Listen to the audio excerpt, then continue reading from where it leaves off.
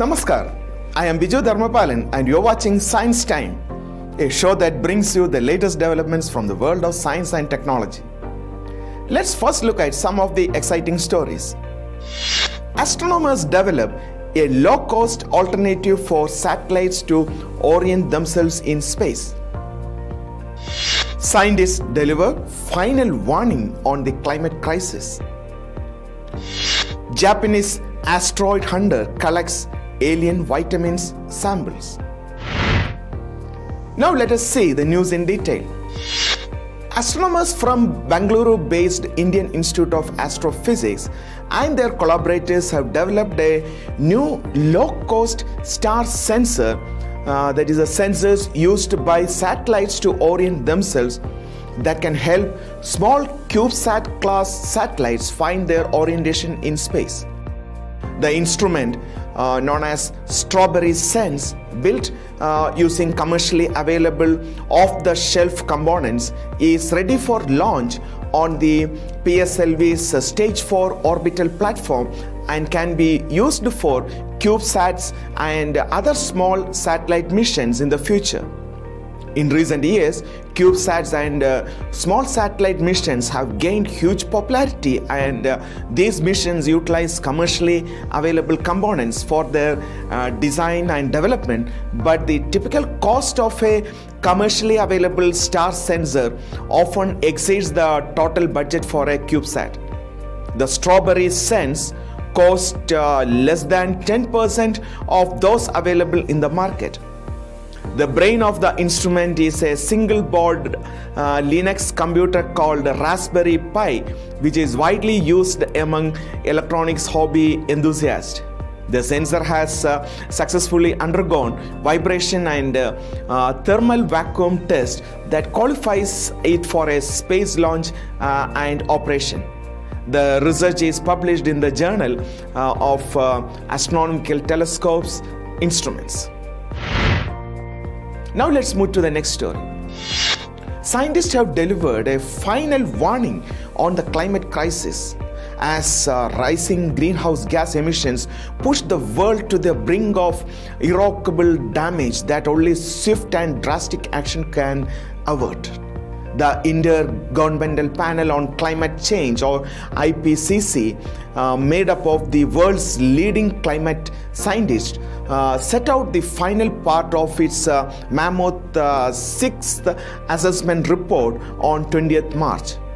The comprehensive review of human knowledge of the climate crisis took hundreds of scientists 8 years to compile and runs to thousands of pages, but boiled down to one message: act now or it will be too late. According to the IPCC, the devastation has already been inflicted on strips of the world. Extreme weather caused by climate breakdown has led to increased deaths from intensifying heat waves in all regions, millions of lives and homes destroyed in droughts and floods, millions of people facing hunger, and increasingly irreversible losses in vital ecosystems. More than 3 billion people already live in areas that are highly vulnerable to climate breakdown, and half of the global population now experiences severe water scarcity for at least part of the year. In many areas, the report warned we are already reaching the limit to which we can adapt to such severe changes, and weather extremes are increasingly driving displacement of people in Africa, Asia, North, Central and South America, and the South Pacific. All of those impacts are set to increase rapidly as we have failed to reverse the 200-year trend of rising greenhouse gas emissions despite more than 30 years of warnings from the IPCC, which published its first report in 1990. The latest IPCC report, called the Synthesis Report, is almost certain to be the last such assessment, while the world still has a chance of limiting global temperature rises to 1.5 degrees Celsius above pre-industrial levels, the threshold beyond which our damage to the climate will rapidly become irreversible.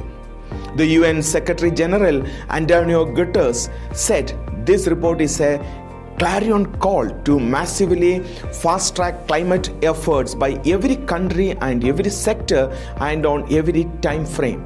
Our world needs climate action on all fronts, everything, everywhere, all at once. Now let's move to the next story. Samples from the asteroid Ryugu contain uracil, one of the four building blocks of RNA, as well as niacin and other compounds that are important for living organisms. This lends credence to the idea that the ingredients for the life were brought to Earth by space rocks. Japan's Hayabusa 2 spacecraft returned 5.4 grams of asteroid dust from Ryugu at the end of 2020, and various laboratories obtained tiny portions of the dust to examine. The team led by Yashiro Oba at Hokkaido University in Japan extracted the compounds by soaking samples taken from Ryugu in hot water and analyzing them with a high-resolution mass spectrometer. As well as uracil and niacin, they also found several other biologically important molecules, including a selection of amino acids, amines, and carboxylic acids, which are found in proteins and play a role in the metabolism of living things. The compounds likely formed from similar molecules such as ammonia, formaldehyde, and hydrogen cyanide, which are all commonly found in cometary ice, the researchers say. The finding adds further credence to the theory of panspermia, the hypothesis that important building blocks for life are created in space and could have been brought to Earth by meteorites. Now let's move to Science Quest segment. The question for this week's Science Quest is, what is biphasic sleep? Biphasic sleep refers to that which is taken in two phases within a 24-hour period. Examples of biphasic sleep include taking a nap during the day before sleeping again at night. Another example is of waking during the night for a period before falling asleep again. In certain circumstances, biphasic sleep can offer advantages. For example, naps may be particularly beneficial for young children as they can support learning and development. Naps may also be useful for those who live in hot locations and might struggle to function during the midday heat. Napping more generally can increase our alertness and functioning, support the immune system, and mental well-being and reduce stress. Nonetheless, naps are not appreciated by everyone as they can sometimes lead to sleep inertia. They can also make it more difficult to fall asleep at night, so are best avoided in those reporting insomnia. With this, we come to the end of this edition of Science Time. Keep sending your feedback and suggestions through email. Our email ID is indiascience@vigyanprasad.gov.in. We'll be back with more exciting stories from the world of science next week. Stay tuned to India Science.